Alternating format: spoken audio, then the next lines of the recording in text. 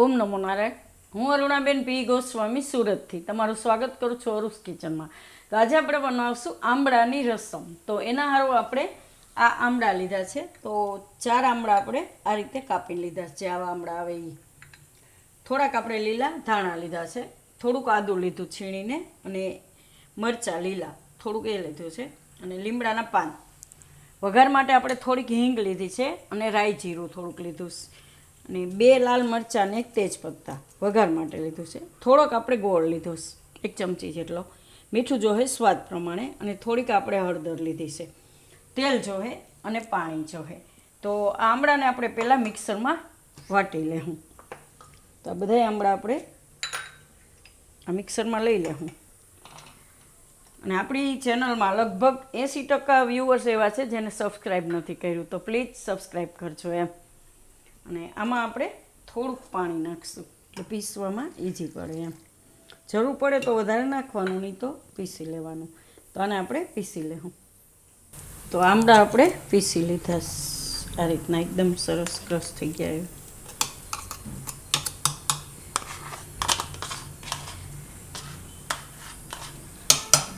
તો આને આપણે કાઢી લેવું. એમાં બીજું પાણી નાખી દેવું.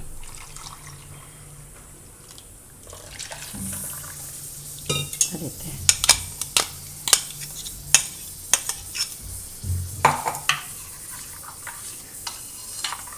આને આપણે ગાળી લેવાનું છે કે એના રેસા હોય એ બધા નીકળી જાય. તો જેમાં આપણે બનાવવાનું છે એમાં જ આપણે ગાળી લેવાનું.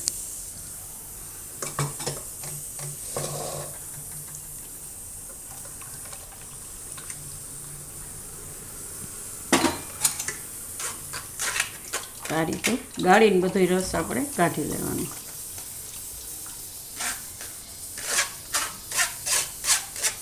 એકદમ સરસ ક્રશ કરીને હાથથી આ રીતે.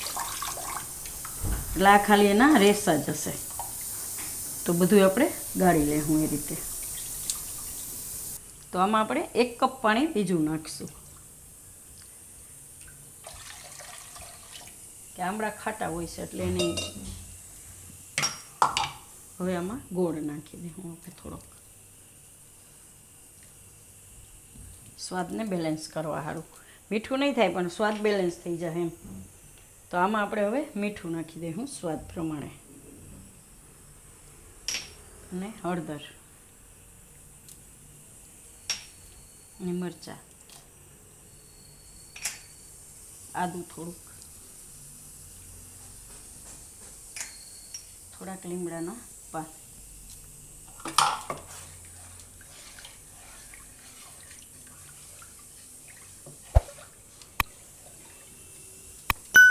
થોડાક લીલા ધાણા નાખી દેવું.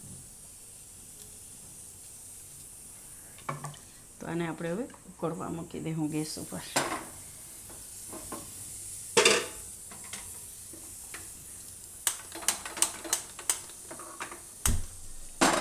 આને આપણે ઉકાળી લેવું, એકદમ ઉફાણું આવે એવું. તો આપણે એકદમ સરસ ઉકળી ગયું છે. તો આને આપણે નીચે ઉતારી લેવું, સાઈડમાં રાખી દેવું, ને વઘાર કરી લેવું. તો આપણે એક વઘાર્યું લીધું, આમાં વઘાર કરશું. થોડુંક તેલ નાખીશું, તેલને ગરમ થવા દેવું.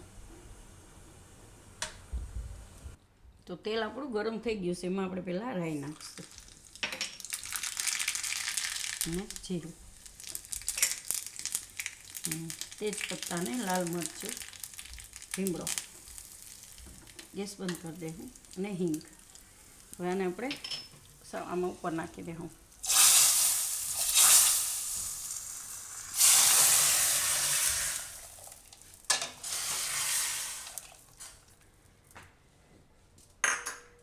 તો રસમ આ રીતે એકદમ પાતળી જ હોય છે. ભાત આરે ખાવાની બહુ મજા આવે ને.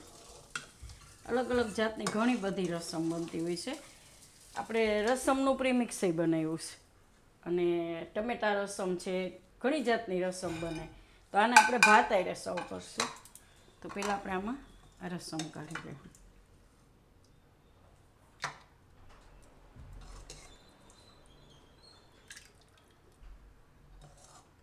હોય છે એકદમ આછી પણ ટેસ્ટી બહુ હોય છે. આમાં સ્વાદ બહુ સરસ, બધાય સ્વાદ છે આમાં.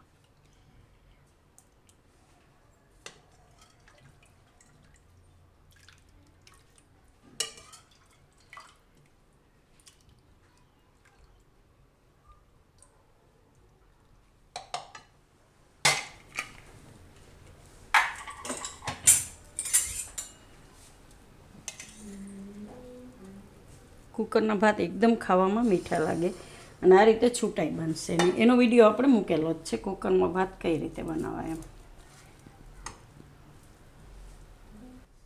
આ ભાત ખાવામાં બહુ મીઠા લાગે.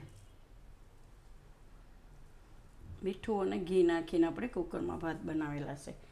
એકદમ આ એમનેમ લુખા ભાતે ભાવે એમ. અમારે અર્પિતાને તો એમનેમ ભાત ભાવે આ રીતના હોય ને, મીઠાવાળા હોય ને, ઘી નાખેલું હોય ને આ રીતના એમ મસ્ત લાગે.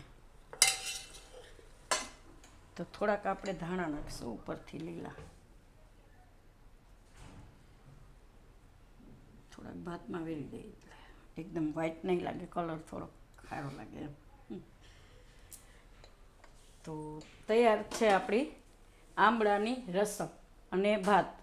તો જો તમને મારી આ રેસીપી પસંદ આવી હોય તો એને લાઈક કરજો, શેર કરજો અને મારી ચેનલને સબસ્ક્રાઈબ કરજો અને બેલ આઇકન દબાવવાનું ના ભૂલતા. કમેન્ટ કરીને કહેજો કે તમને કેવી લાગી આ આંબળાની રસમ.